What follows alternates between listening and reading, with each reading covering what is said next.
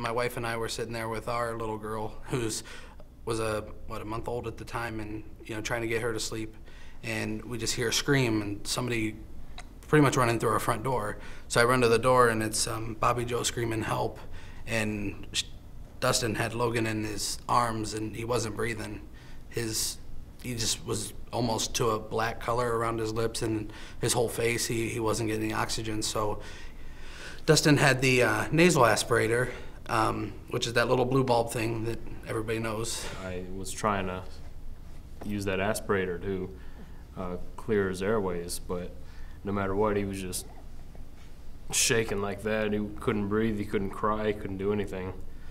So, we tried to call 911 and the phone wouldn't work.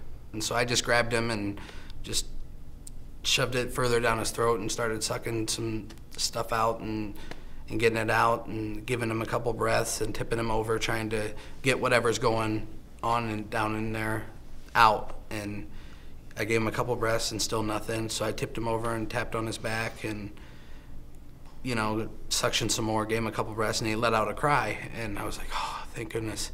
But then he went right back to turning blue and purple again, and so I did the whole process all over again, and finally he let out a big cry and just kept crying, and I kept encouraging him, trying to get him to cry more, and finally he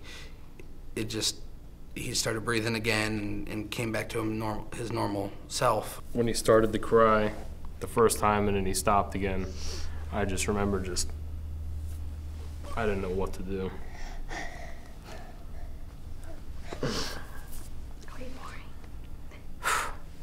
It was hard. I've never been so scared. I work at Akron Children's Hospital, and I'm CT and X-ray tech certified, and it's a requirement, to keep your CT and X-ray license. You also need to keep your CPR license. So I keep that up, and I've never done it on an actual live human being or baby before, and I always asked myself, would I know what to do if I had to? Well, I didn't even think. It just kicked in, and the training, it just kicked in, and it's just, I'm grateful that I work for a place that provides that training and keeps us up on it every couple of years, and not only for this little guy, but for my own children. As a baby shower gift, forget the cutesy gift, give them a CPR class. New parents don't know what questions to ask, but it's vitally important. They know how to keep their child alive, right? That's goal one. So infant CPR is extremely important.